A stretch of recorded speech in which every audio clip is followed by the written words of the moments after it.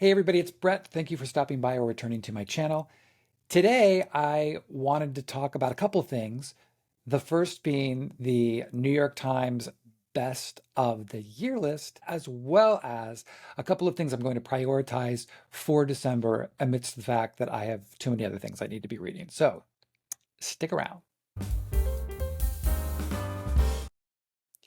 All right, so New York Times came out this week with their best of year list. This is actually my favorite time of the year for books because I absolutely love to see not only what the major publications have chosen, but also because of booktubers and bookstagrammers. Not as much book talk because I don't really go in there much, but to see what everyone else is picking as their best of the year. I'd love to see if things that I've read or things that I like end up on other people's lists as well. So I love this.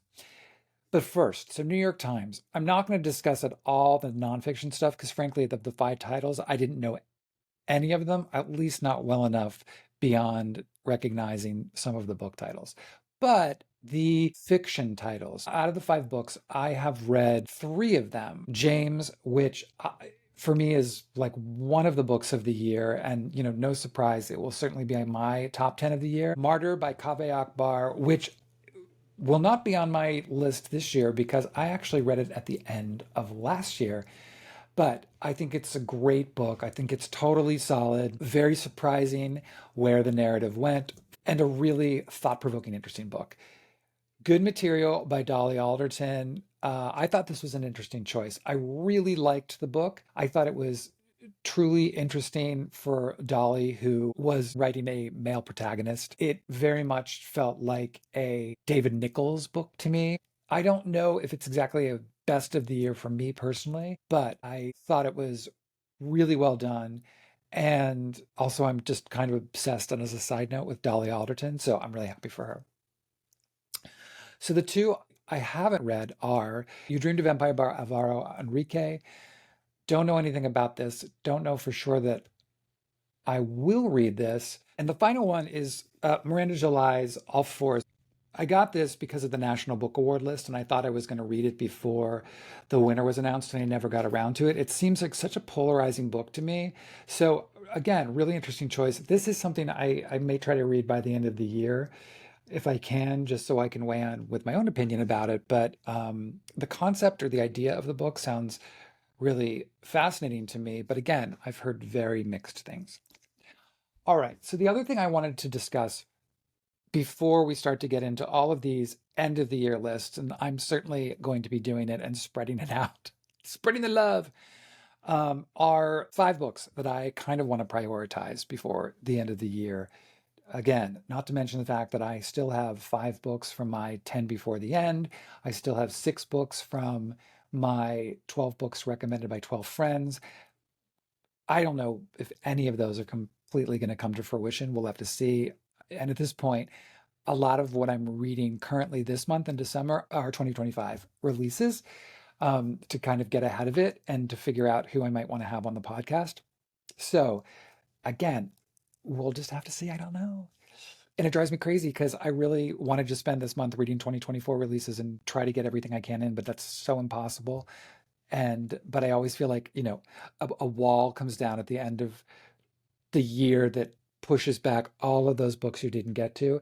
And then suddenly do they go into just kind of the neverland of books that never get touched again, like everything over here.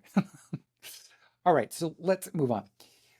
Five books. First one is Fire by John Boyne. This is the third book of his Elements series. The first two being Water and Earth, and Air is coming out next spring. I've really loved this series. They're all connected stories, characters that are small in one story, then take the center in another. And I think John Boyne is just an incredible storyteller. So I've really enjoyed the first two, really anxious about this, also because it's like 130 pages. It's going to be a quick read. For those of you in the States, all of these books are going to be combined into one novel called Elements. Although I don't know exactly when it's coming out, but I thought that was interesting that that's what they're going to do in the US. But really excited for that. This next book is a total surprise to me, only because I knew nothing about it, but it is Waterstone's book of the year, which is Butter by Asako Yuzuki. It's apparently a controversial pick, especially over on TikTok, because people have found it frustrating that it's not quite the thriller they think it's going to be. It says it's the cult Japanese bestseller about a female gourmet cook and serial killer and the journalistic intent on cracking her case inspired by a true story. So I was going to get this in hardback originally, and then I loved this cover so much that I got the paperback. And frankly, I'm an idiot because I really should just start getting things in paperback because they certainly are easy to hold. I just like a hardback. All right, so there's butter. Then I've talked about this before with a group over on Instagram. We will be doing the last Alexander Chee novel this year, The Queen of the Night, which I'm really excited for. I had no idea it was going to be as big as it is, but excited for this to launch off. A book that everyone seems to have read except me, which is Sally Rooney's Intermezzo. I started this past week, the audio of it, which I had downloaded, and then thought, you know what? This might be something I need to read instead of listening to. So I stopped the audio, but I really do want to read this before the end of the year to see if this will crack my top 10. And then the last book I'm prioritizing is a young adult book by Elliot Trevor called The Brightness Between Us, which is the sequel to his book, The Darkness Outside Us. The Darkness Outside Us was one of these books that completely surprised me. A young adult book about an American and a Russian in space. If I remember it correctly, they're on a mission to colonize another planet. And what happens on the way, and it was a total mindfuck. It went to places I never expected. These are the moments that I sometimes think how things get classified as young adult. Is it just because the characters are younger? Because it's adult enough that this adult loved it, and many other adults that I know of similar age and ilk thought the same thing. So I'm really interested to see what this second book is. And I wish I would have read it right away, but did not. So that's it. 6 books I'm going to try to prioritize for the month.